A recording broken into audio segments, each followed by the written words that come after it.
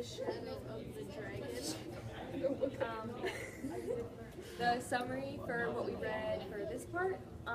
So Sang Lee,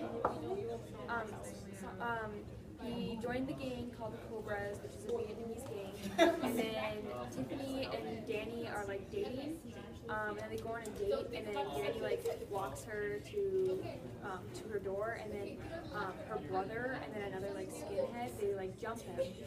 And it's really bad and brutal. And then Ba, the grandma, finds out that Sang Lee is in the gang, and then she like throws all of his like all the money that he's been earning away, and he like agrees to stop. And then to like stop being in the gang, and then he like leaves and he gets beaten up and he dies. And then Danny has to figure out if he like wants to like say that Frank, the brother, like did it, Tiffany's brother, and he does. And then Tiffany needs to sell her house to like pay for bail money for Frank. And I think they're still together at the end. They're still together at the end. They're gonna be annoyed. Yeah, if she goes, oh, I always love you. And he doesn't care because her brother killed his cousin. Oh my god. So for the questions, what would you do if you had like the narrator's experience of having a cousin get killed by a gang? I would be really confused, like, if they were involved in the gang, because my cousin, like, if they were involved in the gang and, like, what they did, like, their personal lives, I guess. It's like, there's, like, the surface, but then, like, underneath the surface.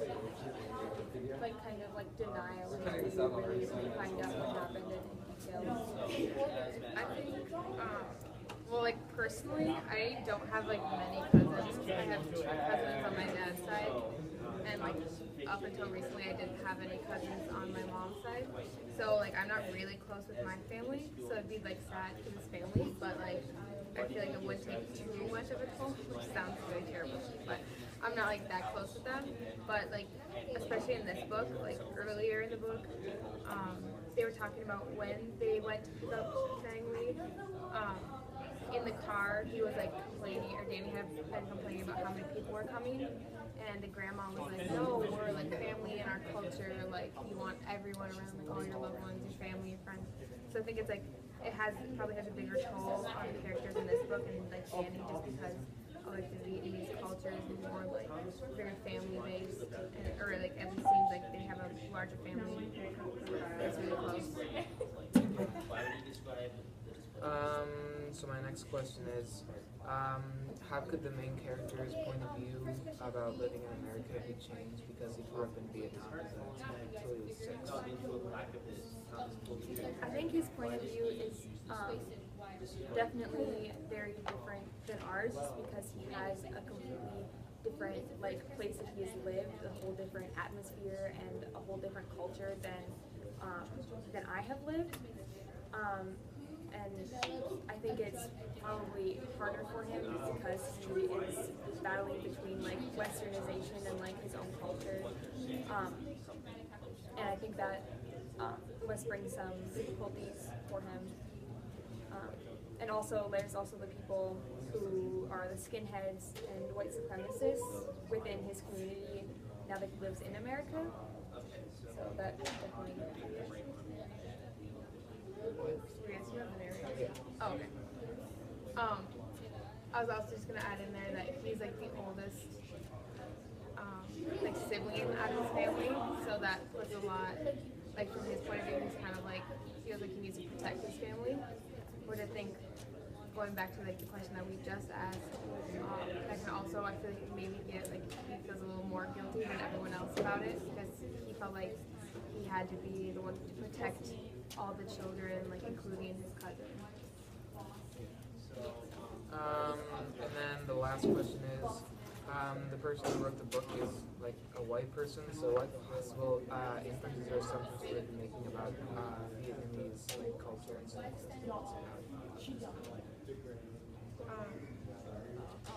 In like her biography, she said that she like knows like Vietnamese people, and so she probably gets all of her culture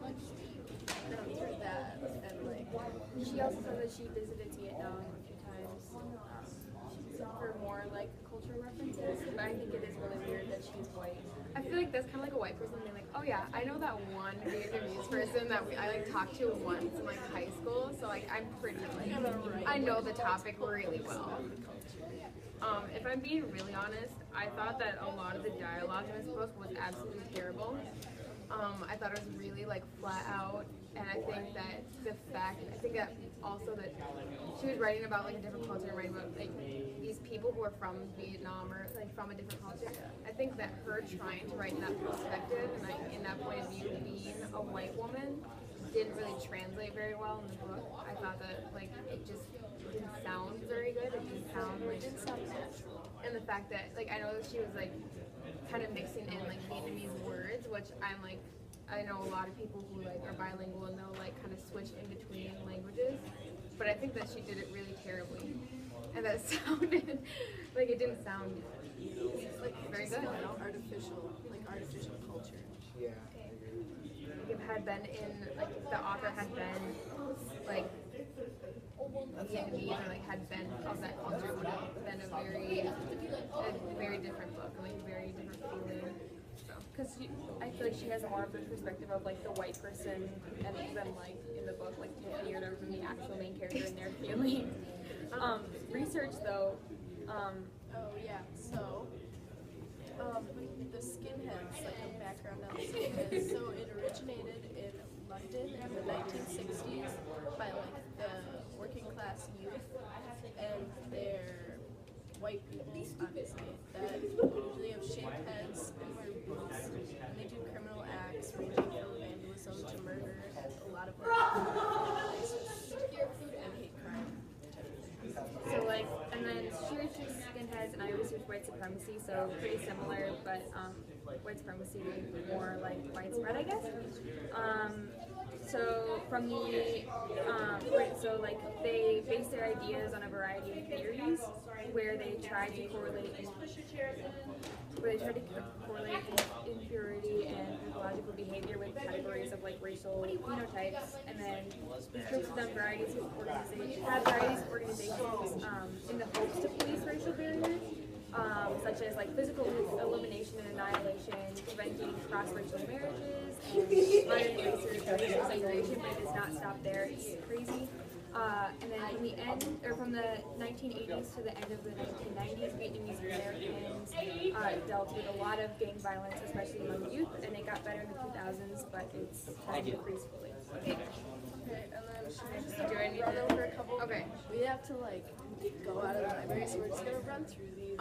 So one thing I like bookmarked was the fact that there was a scene when the Vietnamese gang terrorized like his aunt, I think. So I was like, that's kind of like correlation between like what the skinheads are doing and like the gang is doing. It's kind of both terrible.